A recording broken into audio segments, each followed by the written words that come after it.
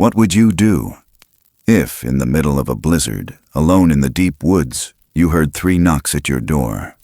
And when you opened it, there stood 2 soaking wet creatures, shivering, terrified. Not quite human, not quite animal. In the winter of 1991, a grieving widow named Hattie Goodwin opened her cabin door to find 2 young Bigfoot, lost and desperate. She took them in, fed them, gave them warmth, never knowing that this simple act of kindness would awaken an ancient debt owed to her family. What Hattie didn't realize was that 20 years earlier, her late husband had saved a Bigfoot child. That child had grown into the tribe's leader, and now they had returned. Not by chance, but to repay a promise. Based on American folklore and never-before-published accounts, this is the true story of what happened in Cedar Hollow. A tale of trust exchanged through honeycakes and cedar wreaths, of silent guardianship, and a bond between species that defied understanding. In this video, you'll discover the meaning behind the braided cedar ring, a symbol of thanks from Bigfoot, why 3 knocks echo through the forest each night, and how a lonely woman became part of a tribe once thought only myth. When Hattie found an old tin box behind her fireplace, she uncovered her husband's journal, proof of the connection that started it all. A jar of honey, a rescued child, a circle of protection 20 years in the making. If you skip this video, you may never understand what happens when we choose to open the door and believe in the impossible. Because sometimes, what we save in a moment of compassion is what will save us for the rest of our lives. The wind outside howled like it had teeth. It dragged across the porch in slow, scraping gusts, clawing at the wooden boards like something wild trying to get in. Inside the cabin, everything was still but the whisper of coal ticking inside the stove. The flames pulsed behind the iron grate, sending flickers of light dancing across the wooden walls, the yellowed photographs, the frayed quilt folded neatly over the rocker. Hattie Goodwin sat alone at the kitchen table, her fingers wrapped tight around a chipped mug of chicory coffee. 68 winters behind her, and still this one found new ways to get under her skin. She watched the snow pile higher outside the window. The glass fogged with her breath and memory. The old oil lamp hissed gently beside her, casting a soft amber glow on the cluttered tabletop. A frayed Bible lay open beside the mug. The cover was cracked and worn, but still legible. Inside the front cover, in a faded script only she could still read without effort, were the words her late husband Frank had carved with the tip of his penknife the winter before he passed. The measure of a soul is how it answers the knock. She ran her fingers across it now, slowly, as if it were still warm from his hands. Her eyes moved from the page to the mantel above the stove, where a single black and white photo of her son Roy stared out, taken on his 10th birthday, right before the river took him. His smile was all teeth and freckles, his left front tooth still crooked. The room was warm, but her bones weren't. Not really. There was a certain cold that lived in the spaces between memories. Then it came. One knock, sharp, hollow, clear. She froze. Another knock, lower, heavier. The mug trembled against the wood. Her breath caught. And then a third, this one softer. But it came after, like an echo or a choice. She sat there for a moment, not blinking. Somewhere deep inside her chest, her heartbeat picked up. But not from fear. Not exactly. It was something else. A pull. A memory. Her hand reached automatically for the shotgun behind the door, fingers grazing the stock, then stopped. Frank. She looked down at the Bible again, at the knife-carved words, and her voice, barely above a whisper, broke the silence. I hear you, Frank. She unlatched the bolt. The wood creaked. The door opened slow, fighting her as if the house itself wasn't sure this was a good idea. Snow spiraled in on the wind, flurrying past her slippers and into the living room like startled birds. And there, just beyond the porch light, huddled on the top step, were 2 shapes, small, hunched, covered in dark, dripping hair. They were soaked to the skin, or fur. Their bodies shook with cold. Arms clutched tight around themselves like wounded things. One was slightly taller, its hand gripping the smaller one's shoulder like it might fall over. The smaller of the two, its eyes wide and trembling, held something in both hands, a cedar branch. It wasn't broken. It had been chosen. Cut clean at the base, twisted delicately with what looked like grass or dried moss. The needles were fresh, alive, and it was being offered. They didn't make a sound, didn't move, just stood there, looking up at her with a kind of wild silence she hadn't felt in years. Not since Roy.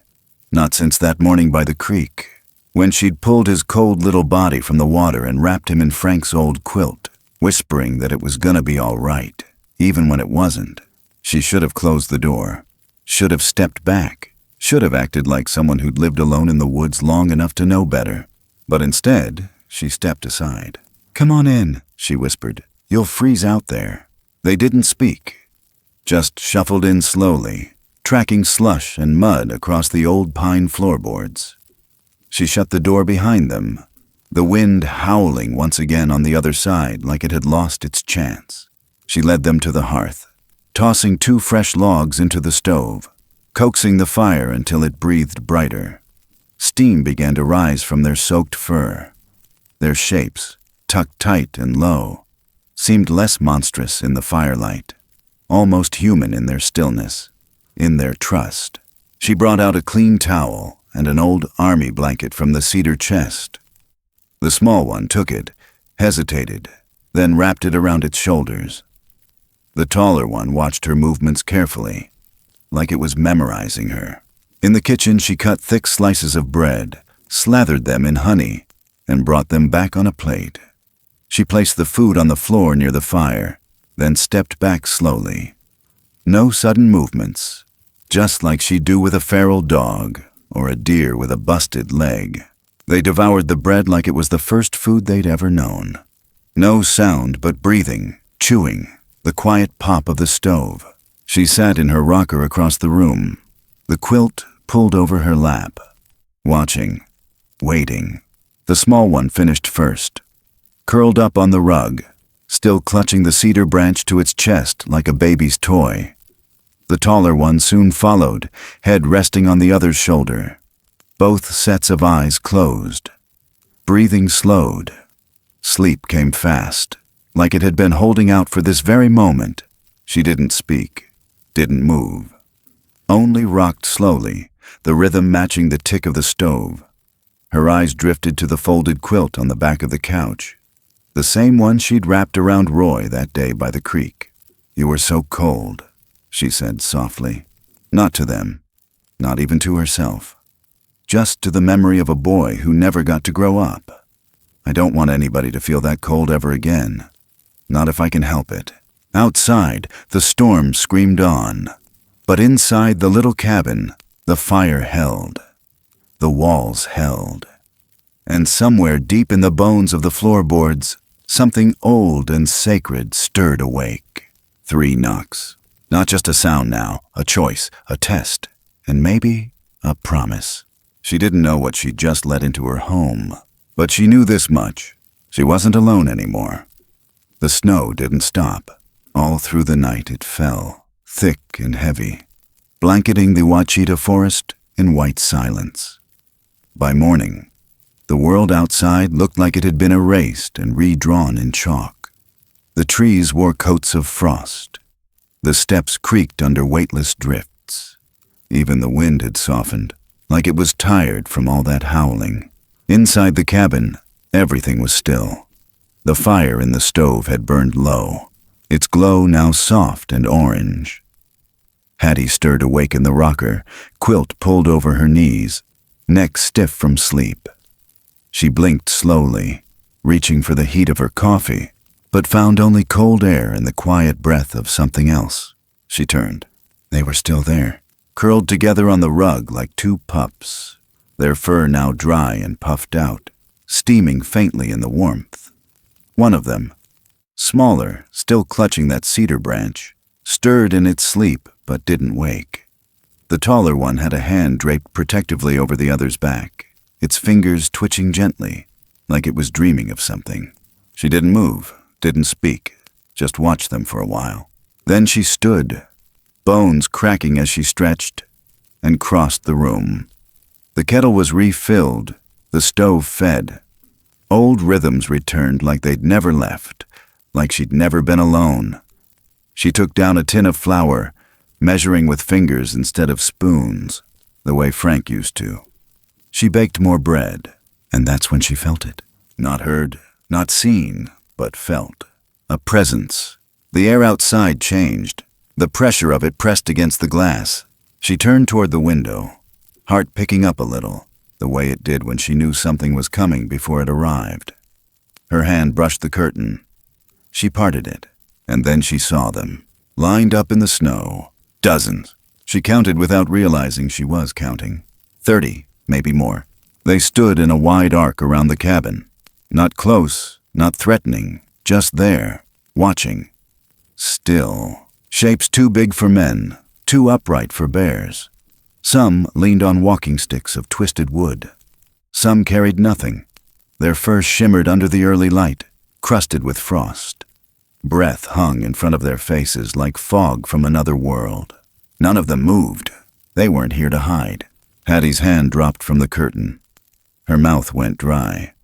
She backed away from the window slowly, glancing toward the stove where the two small ones still slept. A part of her wanted to run. Another part whispered not to. There was a knock, but it wasn't like last night. This one was different. 3 knocks again, but this time, the first 2 were sharp, deliberate. The third was quieter, almost reverent. She stepped to the door, her breath shaky but steady enough to lift the latch. She opened it slowly. One figure stood on the porch, tall, broad-shouldered. Not as large as some of the others, but something in his bearing told her he mattered. His fur was darker than the others. Wet snow clung to his chest. His arms hung loose at his sides. His breath came hard, like the air was thick for him. And then he spoke. The words were broken, shaky, but they were there. "You help them."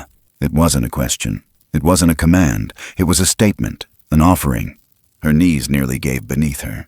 The taller of the 2 children stirred behind her, lifting its head. Its eyes met the figure on the porch. Recognition bloomed in silence. The man, no, the elder, lowered his eyes. He brought one fist to his chest, then slowly extended it outward, palm open, then downward, touching the boards of the porch. A gesture, not human, not quite, but full of meaning. Hattie nodded slowly. She stepped back. The figure stepped forward once, then paused. He didn't enter. Instead, he bowed his head again. Not deep, just enough. Then turned. And the moment he did, the entire arc of figures in the snow moved. They turned as one, like trees bending in a shared wind, and began to walk back into the woods. But before the last of them vanished between the pines, a different figure emerged from the line. Smaller, lighter in build, carrying something. It crossed the clearing and stepped silently onto the porch. It placed the bundle down near Hattie's feet. A braid of cedar branches, woven tightly with strands of dry grass and what looked like riverweed. It was intricate, delicate, more than a simple token. It was a message. The figure didn't wait. It turned and vanished back into the trees. And just like that, the forest swallowed them whole. The wind shifted again, colder, quieter. She closed the door behind her, hands shaking as they found the latch. She carried the braid to the table, set it gently beside the Bible. It smelled of pine and damp earth. The 2 young ones were now sitting upright, watching her. Not scared, not nervous, just watching. She didn't speak. She didn't need to. She just nodded once, and they nodded back. Outside, the trees stood still again. But everything had changed. Not a threat, not a warning. A ritual, a recognition. She looked once more at the cedar braid, fingers grazing the weave. It was tight, precise. Someone had spent time on it. Intention was stitched into every twist, and she knew, without knowing how, that this was not just about shelter. This was something sacred. She turned back toward the fire. The younger one had pulled the blanket tighter. The older leaned slightly toward her, just enough to make contact, like it had done the night before. Hattie picked up the extra quilt from the back of the chair, the one Frank used to drape over Roy when he fell asleep on the couch. She unfolded it and gently placed it over them both. They didn't flinch. They let her. And when she sat back in her rocker, watching them settle beneath the heavy fabric, something inside her chest ached in a way that wasn't pain. Not anymore. Out in the snow, there were 30 footprints that led into the trees. But it was the cedar on her table that told her. This was far from over. The days that followed settled into a kind of quiet rhythm that didn't feel like routine, but something older than that. Something careful. Mutual. The storm moved on, leaving behind a world remade in white and silence. Ice hung in long teeth from the edge of the roof, and the creek had frozen so still it looked like a ribbon of glass. The trees wore snow like shoulders bowed in prayer. No bird sung, no wind. Even the wolves had stopped howling, like something had warned them off. Inside the cabin, the warmth held. So did the presence. The two young ones didn't speak. Not with words, anyway. They moved gently through the house, never touching what wasn't theirs, never straying far from the hearth unless Hattie did. They watched her, studied her hands when she cooked, her eyes when she read, her voice when she hummed old hymns into the air like smoke, and she watched them right back. She saw the way the taller one would press a hand lightly to the wall each morning, just where the light hit. The way the smaller would curl up near the stove and trace patterns into the ash with one finger. Shapes she didn't understand but somehow didn't want to erase. Each morning before the sun had fully broken the line of trees, Hattie stepped out onto the porch with her coat barely buttoned and a fresh plate in her hands. 2 thick slices of homemade bread, warm and golden, each one soaked through with honey, cut corner to corner like Roy used to like it. She didn't speak. She just set it down near the edge of the woods, right where the tree shadows began to pool in the snow. And each time when she turned back, after just a few breaths, it was gone. Not a sound, not a broken twig, just gone. No footprints, no scent on the wind, only a faint warmth in the air, like something had stood there just long enough to leave behind a memory.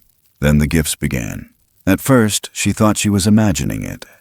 A hair left on the porch step, its neck broken clean and respectfully placed.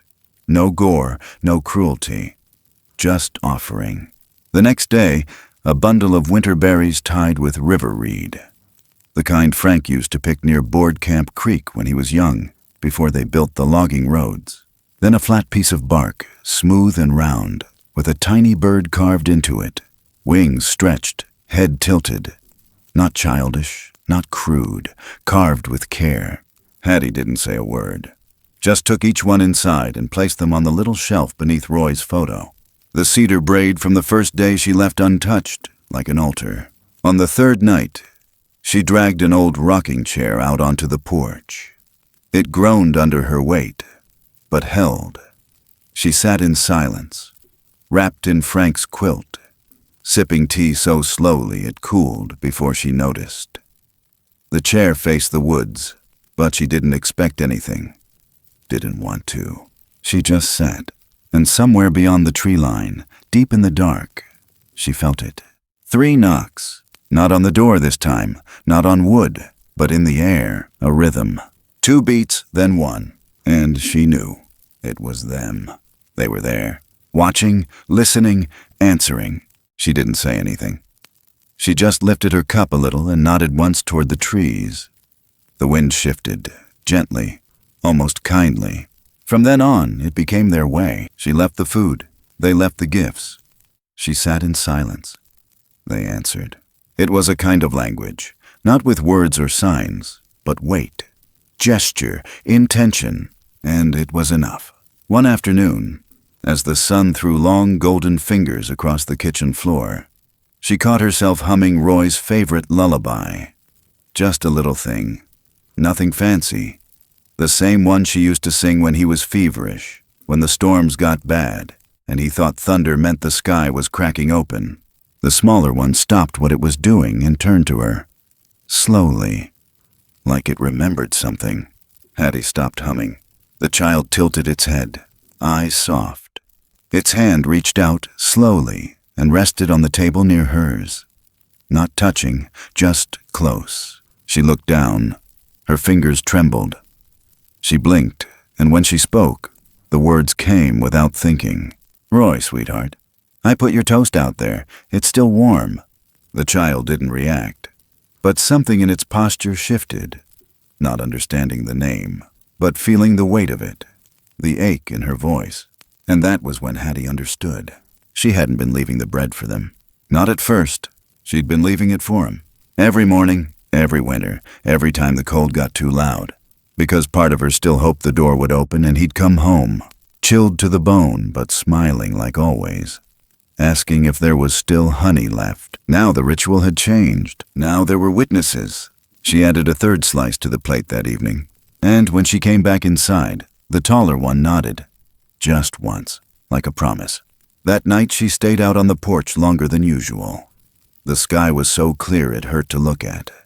Stars scattered like sugar over a black sheet. Her breath made clouds in front of her. The wind had stilled again, and then 3 knocks. She closed her eyes, let them settle in her bones. Behind her, inside the house, the stove ticked. The floor creaked as someone moved gently toward the rocker, but she didn't turn. She didn't have to. Whatever this was, whatever was building between them, it didn't need to be named. It only needed to be honored. The sound of tires crunching over gravel came like a bad memory pulling up the hill. That slow, grinding rhythm that always preceded a knock on the door you didn't ask for.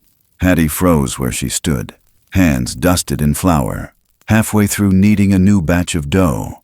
She wiped them quickly on her apron and peeked through the front curtain, the one stitched with little pine cones back when her eyesight was better. A white Ford Cruiser sat idling just outside the gate, front bumper crusted with slush and mud.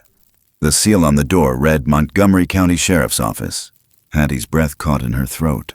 The door opened and out stepped Deputy Nora Kincaid, boots crunching hard on the frozen gravel, jacket collar turned up against the wind, notebook already in hand like she came looking for something. Hattie opened the door before the knock came. "Morning, Nora."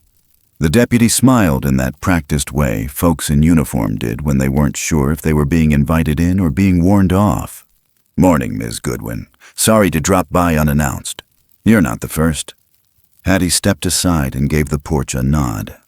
"Come on in before the cold bites your ears off." Nora brushed her boots on the mat, careful not to track in too much, and stepped into the warmth like it surprised her. The smell of baking bread hit first, followed by the low tick of the stove and the soft hum of a house that had grown used to keeping secrets. Hattie poured her a cup of chicory from the pot she kept on the warmer. "Let me guess, someone's chickens got bothered." Nora smiled again, tighter this time. "You heard about that?" "It's a small town, dear. I hear things before they finish happening." "Well, neighbor up the road, Mr. Kellerman, called in about some tracks around his coop. Said he lost 2 hens. Swears it wasn't a fox." Hattie stirred sugar into her cup with a rhythm too even to be casual. "Coyotes get hungry this time of year. Don't care much for fences when their bellies are growling." "Coyotes, maybe," Nora said. "But Mr. Kellerman said the prints were big, bigger than any dog. Said they walked upright. Claimed he found a braid of twigs on his woodpile. Sound familiar to you?" Hattie didn't flinch. She just reached over and lifted a towel off the cooling bread, letting the steam drift into the air like a distraction. "Folks see all kinds of things in the snow." Nora nodded. "Yeah, that's what I figured too." She glanced around the room. Her eyes didn't settle, didn't stay long on any one thing, but they caught enough. The double plates in the sink, the extra quilt by the fire, the cedar braid on the mantel. She didn't ask about them. She didn't have to. Instead, she walked over to the door and touched the ornament hanging just above the frame. A fresh knot of cedar and straw, placed there just 2 nights ago. Her fingers brushed the bark, and a little shiver passed through her hand before she pulled it back. "You make this?" "No." "Where'd it come from?" Hattie didn't answer right away. "It was left," she said finally, "as a thank you." "For what?" "For minding my own." Nora stared at her for a long beat. Something unreadable flickered behind her eyes. Then she flipped her notebook shut. "Well, if you hear anything strange or see anything, you know you can call." "I know." Nora turned to go, then paused halfway across the porch. "You ever think maybe the woods remember who respects them?" Hattie raised her eyes slowly. "I don't just think it. I count on it." The cruiser rolled back down the hill. Its tires left no more than soft bruises in the snow. Later that afternoon, Ranger Paul Darnell stopped by. He was taller than Nora, older too, with a beard that always looked half-frozen and a laugh that came easy, unless something serious was chewing at him. He stood on the porch, knocking twice before she opened the door. "Miss Hattie," he said, adjusting his cap. "Hope I'm not catching you at a bad time." "You're between loaves," she said. "Come on in." He stepped in, stomping snow off his boots. "Just making my rounds," he said, though his eyes drifted to the corner where the kids had just ducked out of sight a few seconds before. He didn't mention the movement, just nodded toward the window. "We're starting controlled burns up near High Hollow next week, clearing out brush before fire season sneaks up on us. Might get smoky here for a few days. I'll keep my windows shut." He handed her a printed notice. Dates, zones, emergency contacts. But his tone shifted as he stepped toward the stove. "You hear anything strange lately?" "What kind of strange?"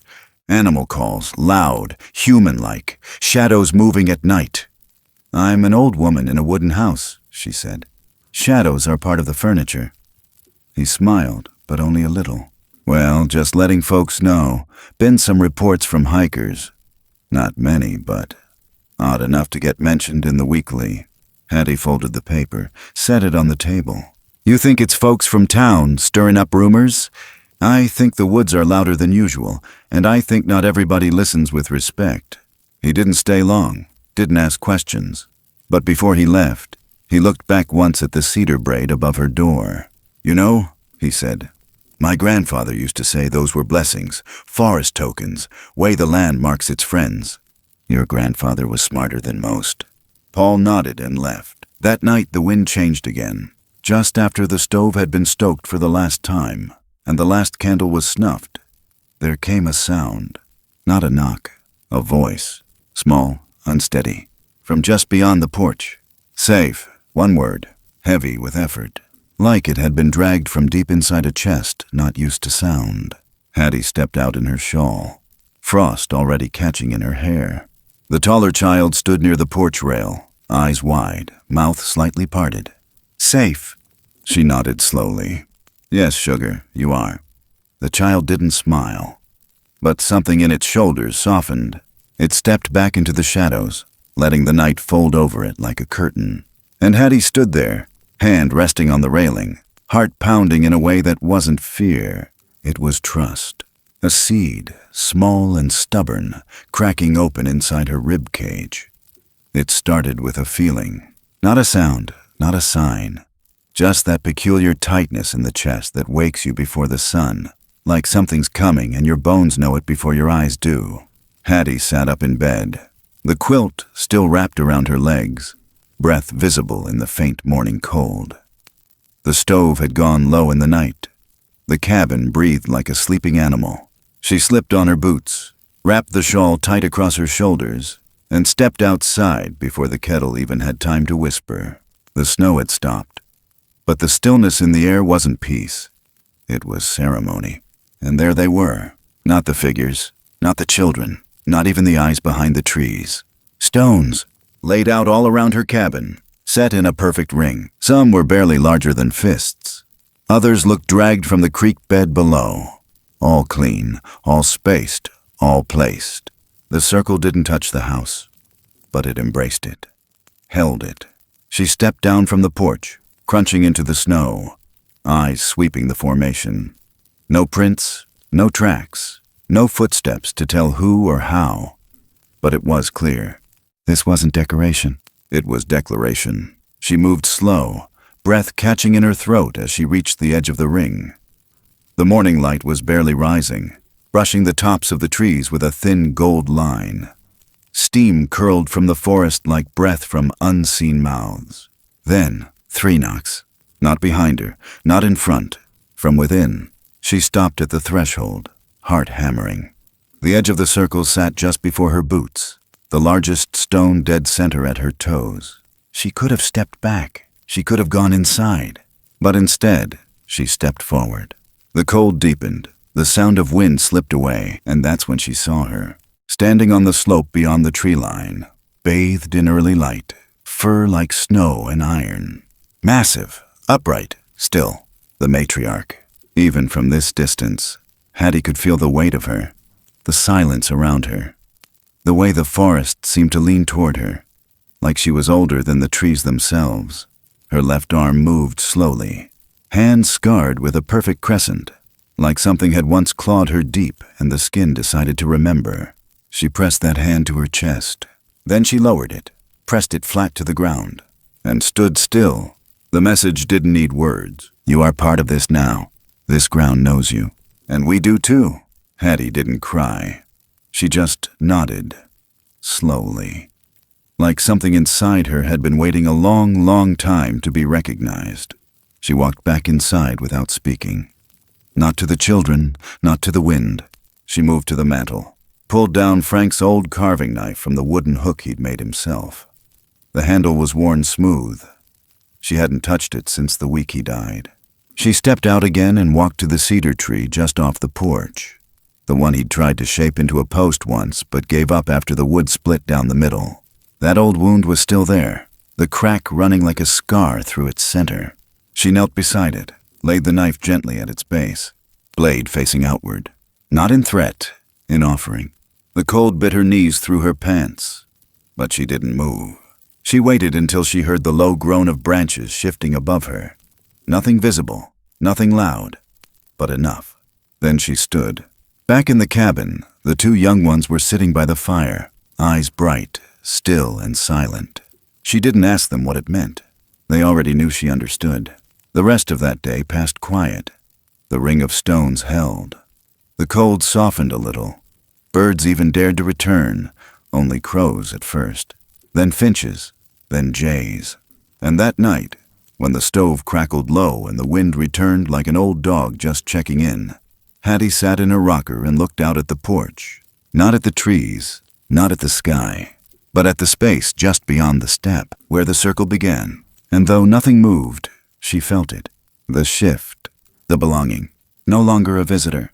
She was part of the ground now, and the ground would remember. The morning light came slow and uncertain, dragging its way through the trees like someone who didn't want to knock.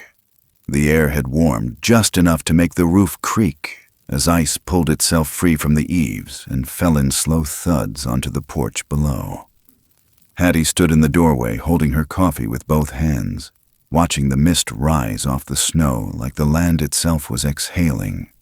The children were still asleep, curled together by the stove in a tangle of limbs and cedar. She hadn't asked where they came from. She hadn't needed to. They belonged here now. And somehow, that meant she belonged again too. She glanced at the stones.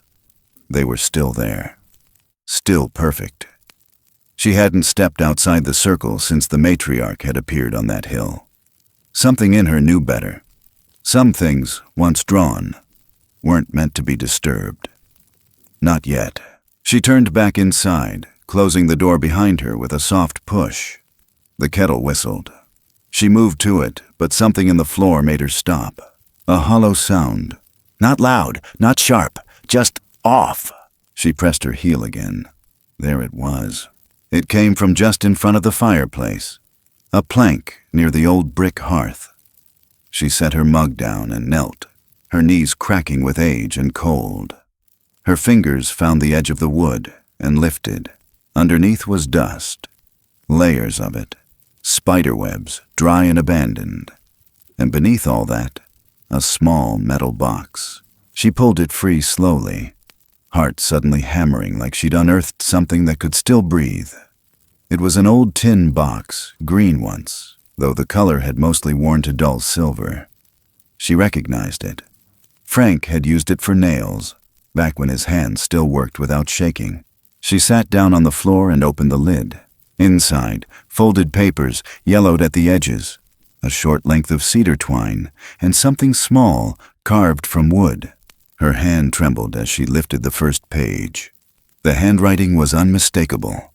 Frank's, April 3rd, 1971. Found something today? Or maybe it found me.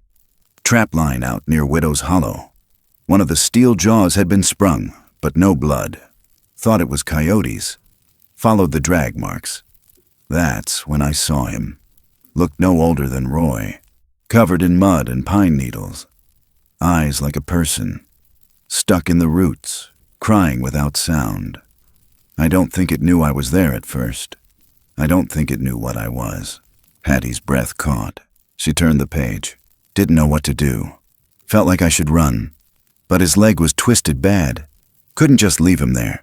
Took off my coat and got close. He bared his teeth but didn't strike. Let me untangle him. Took hours. Left him some bread and honey. He was gone the next day. But the next week, I found a cedar branch on the porch. Braided, delicate, meant something. I think it was a thank you. She ran her hand down the length of the page, then lifted the carving. It was a bird, small and smooth, the wings carved wide and clean. It matched the ones she'd been finding on the porch these past weeks. On the next page, Frank's writing had changed, more rushed, the lines heavier. They came back. I didn't see them, not fully. But I heard them. Knocks on the trees at night, not wind, not woodpeckers, rhythmic, 3 beats, 2 short, 1 long, like a question. They're watching, but not in fear, in waiting, like they're waiting for me to do something. She read through the rest of the pages, hands trembling, heart pounding with a strange mixture of grief and understanding. At the bottom of one page, he'd drawn something. A large hand, palm facing out, and right in the center of the palm, a curved scar, like a sickle. Beneath it, he'd written, "The one who carries the moon in her hand." She set the papers down, slowly, her vision blurred. Not from age, not from sleep, but from the sudden weight of truth pressing down like snowfall. Frank had seen them. Frank had saved one of them. The child from 1971. She turned her head slowly, eyes finding the taller of the 2 young ones now standing quietly in the doorway, staring back at her with an expression that felt older than any child had a right to wear. She rose to her feet without thinking, the journal still clutched in her hand. She walked toward him, slow, deliberate. He didn't flinch. She held out the carved bird. His eyes dropped to it, then back up to her. A breath passed between them. And then he placed one hand flat against his chest, the same hand she'd seen in Frank's drawing, and slowly he brought it down to the floor. Hattie's knees buckled. She knelt, not out of weakness, but reverence, because now she understood. They hadn't found her cabin by accident. They hadn't brought the children there out of chance. They had come back for Frank, but Frank was gone. So they came for her, and she had answered. She looked at the journal in her lap, at the cedar braid on the mantel, at the bird in her hand. Frank had never spoken a word about it. Not in his last days. Not in any of the years in between. He had carried the truth quietly, gently. But he had prepared the ground, and now it was bearing fruit. She stood, eyes locked with the boy. No, not a boy anymore. Not if he was who she knew he was now. "You remember him, don't you?" she asked, voice raw. The child didn't answer. He didn't have to. Because in his eyes was everything Roy's had been the night he was born. Wet and wild and full of questions. And in that moment, she felt something settle in her chest. Not peace, not yet, but understanding. And that was enough. The snow was melting. Not all at once, but enough for the ground to breathe again. The air no longer cut to the bone. It brushed past the porch rails like something curious and young. Small streams began whispering down the hill. Tiny rivulets carved new lines into the earth. and the ice that once covered Board Camp Creek cracked open with a sound like bones giving in. Inside the cabin, Hattie felt it too. The shift. The loosening. The way the light poured through the window now without that gray cast. She could smell damp pine on the wind again. The stove wasn't burning quite so hard these days. The children didn't huddle as close. They were growing restless, not badly, just differently. They didn't sleep as long. They stared toward the forest more often. The taller one spent more time on the porch. The smaller paced the living room floor sometimes, eyes flicking toward the door, then back to her, then to the door again, like it was trying to decide if it was okay to want something else. She knew that feeling. She'd lived it for years. Wanting Roy to walk back through the trees, knowing he never would. Wanting the phone to ring. Wanting someone to ask if she was okay without having to say she wasn't. Now the silence in the house had changed again. It wasn't grief. It was preparation, and that hurt worse. One morning she baked again. Not because anyone was hungry, just because she needed something to do with her hands. She sliced the bread thick, just like always.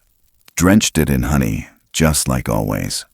But this time, she cut 3 portions, one for each of them. She set the plate on the step. Not near the woods, not at the edge. Right there on the porch, under the eaves, in the sun, and she waited. The children didn't rush to it. They came slowly, together. Sat down beside the plate without a word. Ate quietly, licking their fingers afterward the way Roy used to when she wasn't looking. Then the smaller one stood, crossed to her, took her hand, not for comfort, for goodbye. That's when she heard the growl. Low, guttural, far down the hill. Then the barking. Dogs. The air snapped tight like a trap had been sprung. Hattie moved fast, faster than her knees liked. She stepped out onto the porch just as 2 figures broke the line of trees below. Men, broad-shouldered, moving low, rifles slung over their backs. Hunters, and behind them, 2 dogs, big ones. Hounds with muzzles stained from old fights, noses to the ground, yanking at their leads like blood was just out of reach. The taller child stepped in front of the smaller one. Hattie put herself between them all. The men hadn't spotted her yet, but they were climbing fast. She didn't wait. She stepped down from the porch, moving to the edge of the stone ring. Her heart beat like it wanted out. Her voice didn't shake. "You're not supposed to be up here," she called. The men looked up. One of them raised a hand. "We heard movement," he shouted back. "Figured it was game. You seen anything?" "Just spring," she said. The dogs barked harder. They tugged toward the house, toward the scent. Behind her, the children had vanished from view. She kept her body still, her eyes steady. "You best head back," she said. "Ranger said there's burn crews coming through. Dangerous to linger." The men exchanged glances, and that's when the sound came. Not from her, not from the dogs, but from the trees. Low at first. A thrum, then deeper, louder. A pulse, like something massive was moving beneath the ground. The dogs stopped barking, then they whimpered. They backed away from their handlers, tails low, ears flat. The younger man tried to grab one's collar and got bit for the trouble. Then came the silence, the kind that wraps around the bones and squeezes. And then they stepped out. From behind the trees. Not all of them, not 30, but enough. 5 or 6 shapes. Towering, silent, covered in moss and pine needles and things older than names. The hunters froze. The older one dropped his rifle. One of the shapes stepped forward. The air around him seemed to bend. The dogs ran, full speed, back down the hill. The men didn't argue. They turned and followed, sliding in the thawed mud, not daring to look back. Hattie exhaled only when she couldn't hear their boots anymore. Behind her, the porch creaked. The children had returned, but so had others, more of them now, filling the edge of the clearing, forming a line that wasn't meant to threaten, but to shield. And then the matriarch came forward. No fanfare, no drama, just presence. She walked to the edge of the porch and raised her hand, the one with the crescent scar, and placed it gently on Hattie's shoulder. It was heavy, warm, final. Not goodbye. A benediction, a kind of blessing. Then she turned. The others moved too. The taller child looked at Hattie. "You help them," he said again. But this time, it wasn't a question. It wasn't even a thank you. It was an acknowledgement. The smaller one walked to her slowly, and in its little hands was something new. Braided cedar, twined into a circle. Inside it, pine needles, dried moss, and a single white feather. The child handed it to her, then turned. Together they walked beyond the circle of stones, into the trees, into the light of spring. Hattie stood alone now, but not empty. She looked down at the gift in her hands. A cradle, woven from memory, cedar, grace, and beneath the porch rail, just at the edge of shadow, they had left it. A tiny carved nest, just the size a boy might have once needed. A symbol not of what was lost, but what had been shared. The world had turned green again, not fast, but soft and true. Little shoots had begun pushing up from the dark earth around the porch steps. The kind of green that only shows up after deep snow. Wet green. Brave green. The kind that makes your heart ache because you forgot how much you missed it. Hattie sat in her rocker, a quilt across her lap, her hands curled around a mug she wasn't drinking. The mornings had gone gentle, but the ache in her knuckles still reminded her it hadn't been that long since the frost had ruled this land. Winter hadn't left without a price. It never did. But something else was still here. The wind moved through the pines differently now, less like teeth, more like breath. She listened to it without fear. The birds had come back, even the red ones. The woodpecker too, and that old blue jay that never shut up near the chimney. The land had returned to itself, and somehow, so had she. She heard the crunch of gravel before she saw the truck. Lois! Same old Chevy with a door that never closed quite right. It wheezed up the path like it needed to be asked politely. She parked crooked near the stump, kicked the door open with a grunt, and started up the walk with a foil-covered plate tucked under one arm. "Brought you something sweet," she said, not bothering with hello. Hattie smiled and opened the door. "I ain't saying I needed it," Hattie said, stepping aside. "Didn't say you did," Lois answered, slipping off her boots.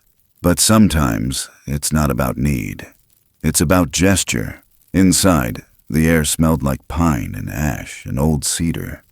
The wood stove had gone cold on purpose. She didn't burn it all day now. Didn't need to. Lois set the plate down, pulled her sleeves up, and stared out the window. "You got wolves out here again?" she asked. "Maybe. Thought I heard one last night. Low and long. Felt like it was sitting right on my porch." "Could have been the wind," Hattie said. "Could have been." Neither of them said anything more for a while. They sipped coffee, picked at the cobbler, watched the clouds drift. "I heard some folks been poking around backwoods again," Lois finally muttered. "Looking for strange tracks. Big ones. They always poke harder in the spring." Lois didn't ask, didn't press. But as she stood to leave, her eyes landed on the stone ring outside. Still whole. Still sacred. She didn't step over it. She didn't test it. She simply nodded once toward it. "I'll come by next week," she said. "You let me know if those wolves keep singing." Hattie nodded. After Lois left, the quiet came back like a tide. Not empty, just full in a different way. The sun dipped low behind the trees, casting long shadows that crawled across the floorboards. She moved slow these days. Not from age, but from care. Every gesture had weight now. Every sound in the woods carried something behind it. As night set in, a soft breeze passed through the open window, nudging the cedar braid hanging from the porch beam. The little bells she'd strung to it tinkled gently. Not loud, not for show, but enough to remind anything listening that she remembered. She had taken the gift they left her, what the small one had placed in her hands, and she hadn't hidden it away. The cradle sat on the shelf now, near Roy's photograph. She hadn't cried the day they left. She hadn't collapsed or wailed or begged. She had stood there, steady, letting it happen, letting them go, letting herself stay. But tonight, the ache came quieter, like a child pressing their forehead to your back when they want to be held, but don't want to ask. That kind of ache. And then, Just as the sky turned indigo and the first stars blinked awake. 3 knocks, far off. Not urgent, but certain. She didn't rush. She didn't even rise. She just reached for the little carving knife Frank had left behind, the one she hadn't touched in years before all this began. She rapped it once, twice, then again, against the railing of the porch. The sound carried farther than she thought it would. The trees answered, not with a sound, not with movement, but with presence, like someone large had just shifted their weight behind the line of cedars, watching but not intruding. A thank you, a nod, a final heartbeat to the season they shared. She didn't say goodnight. She didn't need to. Later, after the fire was out and the house had settled into its hush, moonlight slid through the side window and caught something on the shelf. The tiny cedar cradle. Inside it, the pine straw had been disturbed, as if something invisible had tucked it gently. Right beside it, the little bird carving Frank had hidden all those years ago. And just beyond that, resting near the photo of Roy, something new. A feather. Small, white, clean. No one had placed it there. But it was there just the same. The house had gone still again, but not cold. No. Now it was part of something older than loneliness. Something rooted, something remembered. And from that night on, every time the breeze moved through the pines just right, it carried a rhythm she knew by heart. 2 knocks, and then 1 more. Always 3. Sometimes the quietest stories are the ones that reach deepest into the heart. Not the ones shouted from mountaintops, but the ones whispered through pine trees, folded into the sound of snow melting on an old tin roof, or echoed in the space between 3 knocks. Stories not about glory or spectacle, but about mercy, about the simple act of opening a door. There are places in this world where logic ends and wonder begins, where the ground still remembers what kindness feels like, and the trees hold on to secrets longer than people do. Places that don't need words, because presence speaks louder, where silence isn't absence, but agreement. Where connection is forged, not through control, but through compassion freely given. And sometimes, what we believe we've lost forever is not gone, only transformed, carried elsewhere, preserved, returned in ways we didn't expect, wrapped in forms we weren't taught to recognize. Grief and grace are often neighbors. One opens the gate, and the other waits on the porch. Maybe the measure of a life isn't in what we keep, but in what we're willing to share, even when no one's looking. In the courage it takes to choose trust, not once, but again and again. To believe that somewhere beyond the fear, beyond the rules, beyond everything we've been told, there's a world that's still listening, still watching, still willing to answer back. And if we're lucky, if we're quiet, if we pay attention, we just might hear it. Thank you for walking with us through this story. If something in it moved you, comforted you, or helped you remember something you didn't know you were missing, please share your thoughts in the comments below. We'd love to know what stayed with you most. Don't forget to like the video, subscribe to the channel, and tap the bell so you won't miss the next story waiting in the dark. There's always more waiting in the woods.